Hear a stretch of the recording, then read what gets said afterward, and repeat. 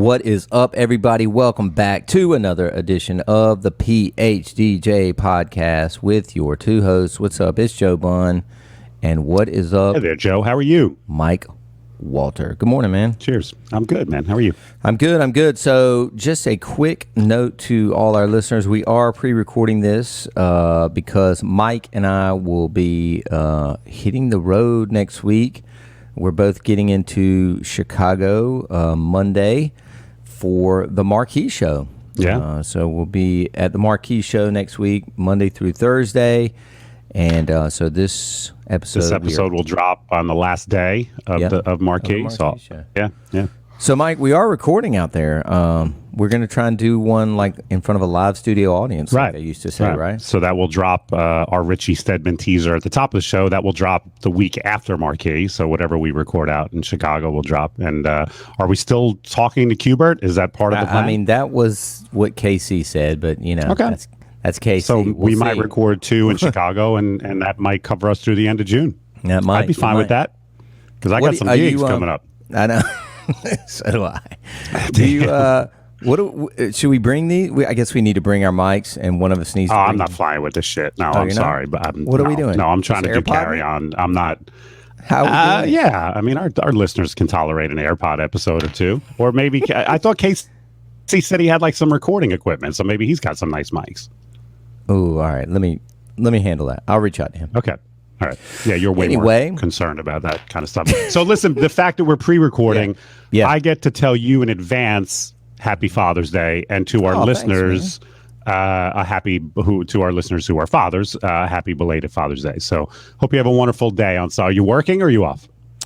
I'm working Thursday, Friday, Saturday. I'm off Sunday. Oh, good. Yeah. Well, enjoy your Father's Day. I guess that's why inevitably I didn't go to Chicago on Sunday. Yeah. I do love Chicago, though. I got to be honest. I'm looking forward to it. Yeah, man. I'm just looking forward to seeing you and all our DJ friends in person. Doing a little seminar. Totally. Need to work on that. Anyway, so moving. Mike's like already memorized his, knows pretty exactly much. The way he's going to walk, the way his hands are. This dude's a pro, guys. I'm down to yesterday. I was picking out shirts to wear. Yeah, that's what I'm down to. This guy's a freaking pro, guys. Anyway, so welcome to the podcast. This idea, another Joe Bunn original, by the way. Did people like the last idea I had? What was it again, Mike? Where the music episode, that was my idea, right? I think that went over really well. Good. Every once in a while I have a good idea, but this idea stemmed from the notorious, if you will, the infamous food episode where listeners heard me pounding on my desk, emphatically telling them that they did not need to eat at a wedding and how passionate I was about that subject. And I think we also said, one of us just said in passing in that episode, if it's that important to you, put it into your contract. And I think that was the impetus for this idea. Ooh, that's the word I was looking for. Where you thought, so what are the things you should have in your contract? There it is. And I think it's, yeah. It was, and also, Mike, as I was texting you earlier this morning, show prep is right up to the wire, guys. This is the way we do it. I was cramming for a test back in high school. No prep here. Here's what I do: is I get up about 7, I get a shower, get it together. And then today we're recording at 8:30 instead of 9, so I was really rushing the notes to Mike. But I'm basically texting him from the coffee shop as the caffeine hits. Let's talk about this too. So let's start there. So basically, folks, we are talking about things that are that you are adamant about, whether it be contract, gear, food, etc., and that. I don't want to say you have to pull the diva card because you never really have to pull the diva card, but that if you could pull the diva card, this is what you would pull it on. So that's what this episode is all about. And so, Mike, let's just start. And I was texting Randy about this again earlier this morning, and I was pretty impressed by our rider, if you will. And we don't have a rider, but these are some of the things that were in our contract. And again, folks, I don't want to get into a legal episode here. Right. This isn't about, we can't, we're not qualified to give out legal advice. I'm not going to talk about even like the things you should have added because of COVID or the things you didn't have or the things you got boned on in 2020. This is not that episode. These are things that you would put in your contract. Let's also touch on gear. Like if a sister of a bride Mike did 2 years ago is getting married in Mexico in 2022, what does he need there to make his show good? And these are our other tips that you also give your clients that would give them the best possible experience. So we're going to touch on those three subjects. So it sounds to me like you have more stuff in your contract than we do. So what are some of the things that you it's a short you said you were pretty impressed with your rider. I was impressed that we didn't go like totally so you don't have one. I saw a topic on, I think DJ Idea sharing, how many pages is your contract? And I think the guy who posed the question said it was 4, and I was like, 4? Yeah, that's ours more is than ours. 1 page, and even that, I sometimes think the small print is a little daunting. So, like we don't have anything in our contract about equipment, but that's because we bring our equipment. So under your scenario, if I were doing a wedding in Mexico and the client was providing the gear for me, I mean, I guess I would just ask for my identical system, especially because I would want to bring my computer. So my whatever controller I quote unquote rented for the gig would have to be Serato compatible. So that would be my big hard no on that, or hard must on that. Yeah, I mean, I think the only thing gear wise for me as well, Mike, and I've even taken it with me just because they couldn't spec it, was I have to pretty much play on some sort of Pioneer. I think you would be the same, like a DDJ SX2. Yeah, but that's just because what I'm used to. Both of my controllers since I switched to that system have been Pioneer, so I would want to be comfortable on that. Same. Yeah. And again, that would be my only deal breaker. And of course, you've got your backpack on with your laptop in it. So that's pretty easy. But like our contract, Mike says, these are kind of like these 4 bullet points, I think, in the middle of the contract. Access to the space, or I guess venue, 1 hour before private events, 2 hours before weddings. Again, I show up 3 hours early sometimes. So that's great. I don't have that in my contract. Yeah. But here's the situation. I do like it. But what time does your crew usually arrive to an event? 90 minutes before? You mean me? What time do you usually arrive? So my rule here is, sorry, I'm just trying to back it up, is 2 hours. Okay, again, this is, if we're doing ceremony, uplighting, blah, blah, blah, 2 hours before the prelude music starts. So if on the bride's invitation, she has So you're earlier than us. And is that... by myself. I don't want to go down a rabbit hole here. So here's my point about that clause. If you showed up and you couldn't get access to the room until, let's say, 45 minutes beforehand, what are you going to do? Are you going to leave? Are you going to say, well, this nulls and voids this contract? So I don't. Of course not. So I do think a clause like that is kind of, you're going to panic and you're going to hustle and you're going to get aggravated, but you won't even mention it to the bride and groom, right? Because would you aggravate them, or would you let them know about? So I think a clause like that is good. Yes, and maybe that goes to the other point about this. That to me, that's not something to be a diva about. It's a shitty situation, just like being set up in the corner.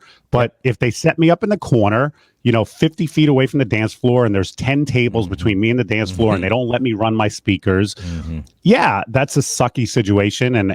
But I'm going to make the best of it. I'm not going to whine to the bride and groom, and so I do think clauses like that are probably good to have in the contract. But for what end? It's not like you're ever going to enforce that, right? That's a good point. That's a great point. Appropriate space. I don't think we say we need like 6 feet wide by, near power. So you just, in your contract that says appropriate space. Appropriate space near power. Okay. Again, this stuff's been on there probably since 89. Right. Protection or cover outside. So we have that for outdoor events. We need to be, and then we also have, you can rent a tent from us for $200. Oh, interesting. I never thought about that. So this way, if they don't provide it we can say, fine, we'll just invoke that. We'll bring our tent, and it's an additional $200. Well, what do you got, Mike? Just like a plain white pop-up, like a tailgate tent? Yeah, just a tailgating tent. That's exactly what we have. A couple of those. Dominic owns 2 of them, and because I'm often saying to Dom, hey, Dom, I'll give you 100 for your tent this weekend. But yeah, I mean, that's just it's something that's in there. We invoked it a lot last year because we did a lot more outdoor events. Because of COVID last year than usual.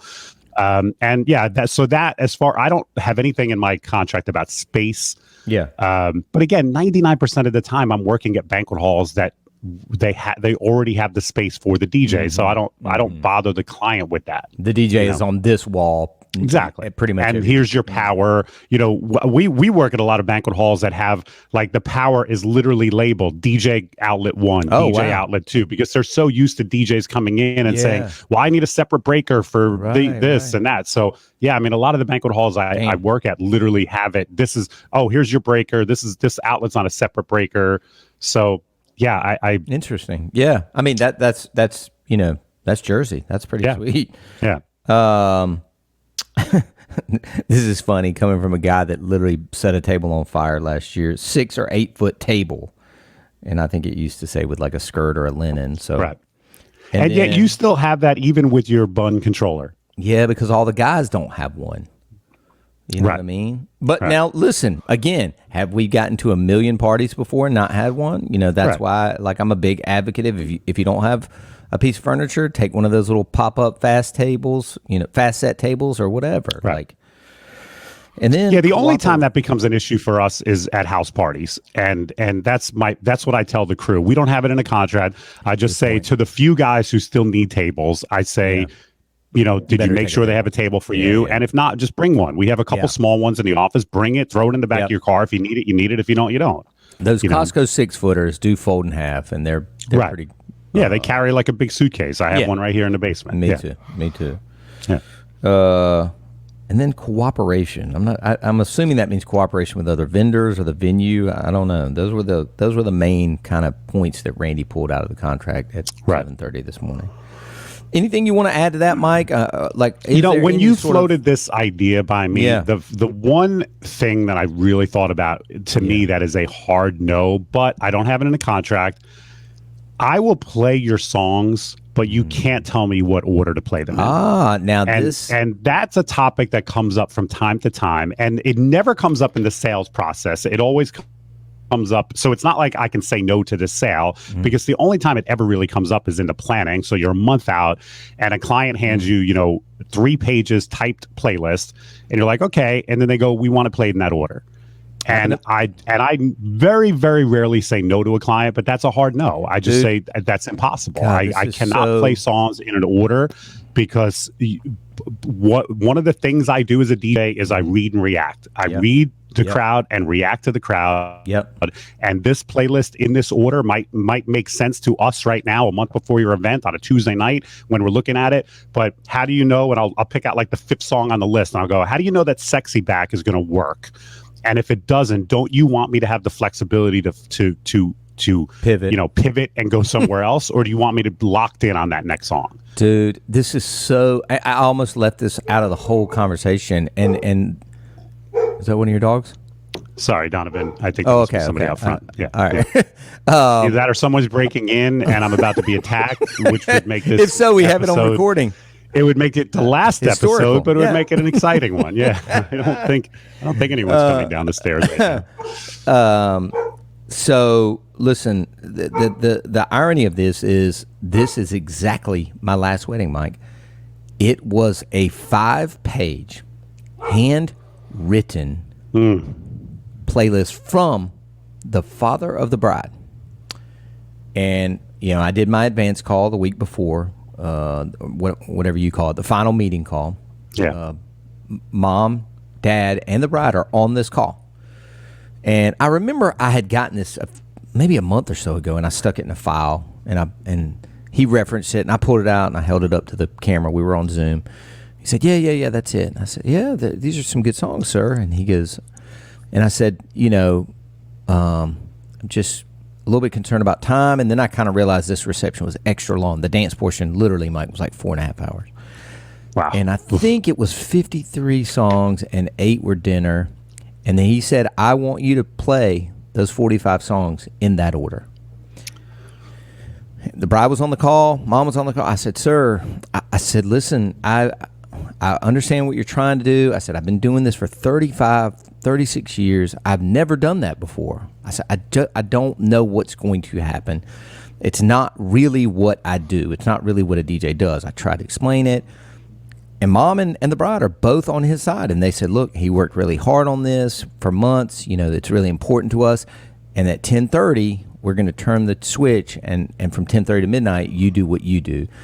You know, and we specifically focused on 90s and 2000s. So they were letting you stick to they were basically making you play the songs. These 45 songs must be played in this order. And it should end around 10:30. And it was, and dude, I did it. I freaking did it, man. I skipped.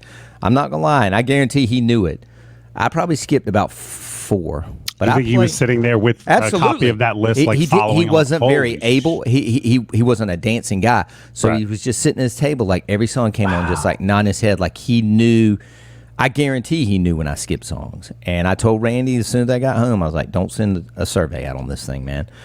And if you were going to grade him for his programming skills, would you give him an A, I told B, him, C? as I looked through it that day, I said, you know, sir, I would play about 60% of these. So I would have given him a C+. Too much Phil But at Collins. that point, it's not just the songs; it's the order. It's the order. He came out of the gate. He came out of the gate hot. Like it was like All Night Long was the opener, and I'm like, okay, I'm with this. All Night Long, Lionel Richie. Yes. Okay. And it's a decent opener. It starts a little slow, but then it picks up and it makes sense for the night. And then I think it went to. I laugh saying this, but shit went over. Studio. I mean, it was the last time you played Studio. At an event, February? I can't. That's what I'm saying, dog. Right. And but it went over, and then, damn, I wish I had it here. All right, I gave him a C+, but then it went like those 6 songs. Then it went to a ballad, which is probably when I would have played that first ballad. But then it went into this like, almost like you know, Sam Cooke, darling, you send me like that, but like 4 of those, and then it started losing energy. Then it kind of picked. It just was not. It wasn't right, Mike. Right. But I did it. I literally played probably 44 of the 48. So I know this isn't the topic of the podcast, but after 4.5 years of doing this podcast, I'm shocked that you still call clients a week of the event to go over details. We all do. And I wonder if you had that conversation a month before, if you might have been able to talk them out of it. Because, you know, listen, a week. The only thing I communicate with my clients a week before is if they still haven't gotten me, you know, like I met with a client Monday night. Yeah. For a late July wedding, and he doesn't know his song that he's dancing with his mother. So now I will remind him in 2 weeks with an email. Sure. And then the last week of the wedding, if I still haven't had that little tidbit, that's the only. And then also I'm confirming if they still owe a balance. But I can't, and I can see why a week before you might not have dug in hard on that topic, but a month before I might have tried harder.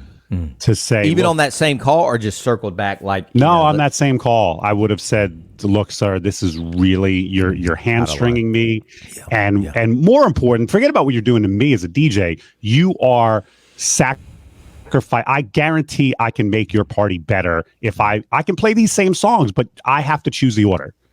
And if they still insisted, man, I've never had anybody after that conversation still insist. This was I'm telling you, Mike.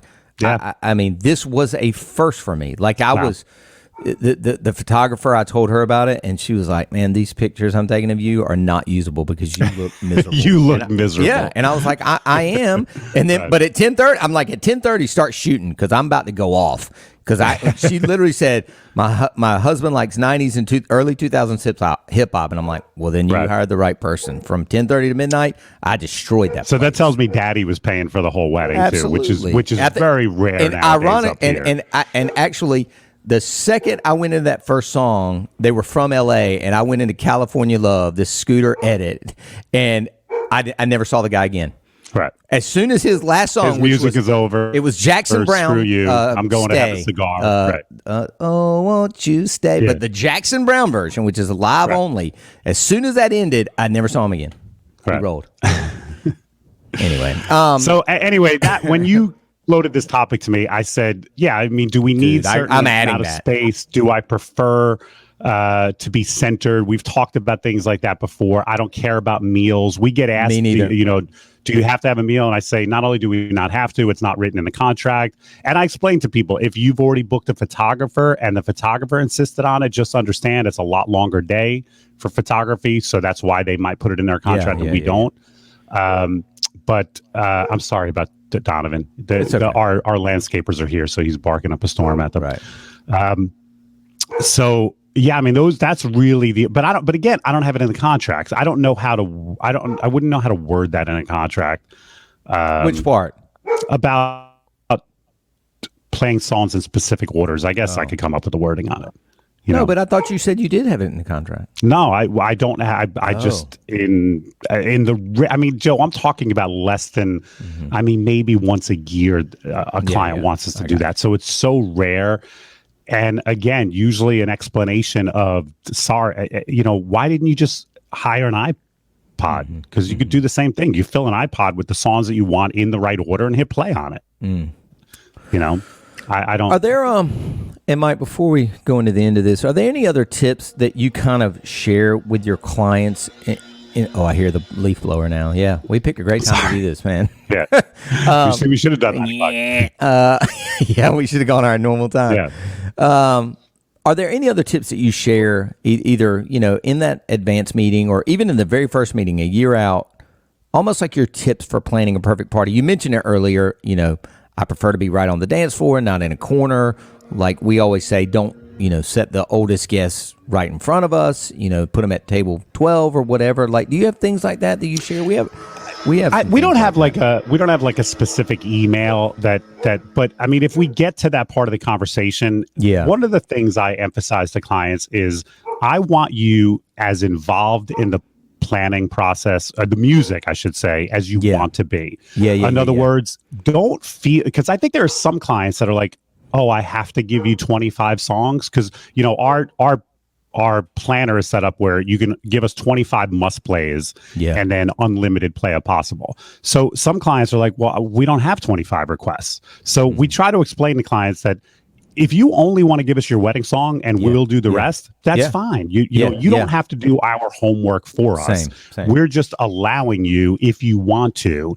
So, and I mean, this past weekend I had 4 events. 3 of them pretty much left everything up to me. Oh, wow. Yeah. One gave me a ton of music. And like when we talked, first of all, when I went over the list, I was like, look, there's a lot of music on this list and a lot of slow songs. So please tell me that you don't want me to play all these slow songs. And be like, yeah, no, we understand that. Just sprinkle some in during dinner. And but the party wound up being pretty good. So I got to maybe a quarter of their slow songs, but they knew that we had that conversation up front. They knew that. But again, 3 of my 4 events this weekend, they had seen me or another one of my DJs and they were like, look, we know you guys are great. Here's a handful of requests. You do the rest. I like it. So that is part of our conversation, not just in the sales process, but also in the planning process, that you don't have to sit there and pick out a bunch of music for us. You can if you want. We give you that option. But if you want to just leave it up to us, quote unquote, the professionals, by all means do that. Yeah, man. That was one of the things on this kind of perfect planning party document that we've sent out, or it may even go out in the DJ event planner chain of things that 30 days out, they might get this document. A lot of what we talked about, we did mention like turning down the lights when people start dancing. If you have a bar or a photo booth, please make sure it's in the main room. You want to keep people on the dance floor. And then one of my favorite things, and I always mention this, in this final phone call, is that for a wedding, keep in mind the guests are going to do what you do. So if you're a smoker and you're going to be outside on the porch all night, that is and that's worded very, very well. That's a great tip. Thank you. The guests will do what you do. Yeah, that's a really great tip. And if you're out there, and you're a smoker and you're on the patio on a 75-degree night in May, that's where the guests are going to gravitate towards. Right. And then you've paid, Mike Walter or Joe Bunn, 2 of the best DJs the Northeast and South, to sit there and play to a third filled room. Right. I recently had a string of what I would call mediocre events, and that was the biggest factor. That I had a couple of weddings in a row where my brides and grooms just weren't dancers. Yeah, right. And then that streak was broken with a couple that loved to dance, and they were on the dance for the entire night. Wow. And that party was a 9 out of 10. Wow. And I was like, and I said to my music mixer, I said, see, this is what makes the difference. The bride and groom were out there all night, and your guests respond to that. I love it. I love it. That's very well worded. I like that. Thanks, I like that. Now, do you also, so what, is that an email that you send out? Yeah. I think it's just like a 10 bullet point email, tips for planning the perfect party. I'll send it to you and you can. We used to send something like that out. It was a frequently asked questions thing. Yeah. And we would include in there, do I have to give a gratuity? And that was a subtle way of like introducing that topic. And I realized recently we don't do that anymore. And I want to kind of reintroduce that because I think it is a fair question. Some clients ask, I mean, we literally get clients that call us every once in a while and say, is the gratuity included? And you know what I mean? Right, I think I want to go back to that. So based on what you're telling me, I think I'm going to craft that. I like that idea, but I'd like to do it as a FAQ thing so that I can get the gratuity question in there. I feel like ours has a subtle line somewhere in the actual contract, Mike, that says, ours does too, something like that. But again, you haven't seen that in 12 months sometimes or longer. Exactly. Right. Yeah. Yeah. And listen, clients don't read contracts. No. I mean, your whole point about I need access to the room 90 minutes. I guarantee clients. They're not passing that along to Joe, the maitre d' at and that's why I asked at the top of the show, how could you even enforce that? And who would you enforce it with?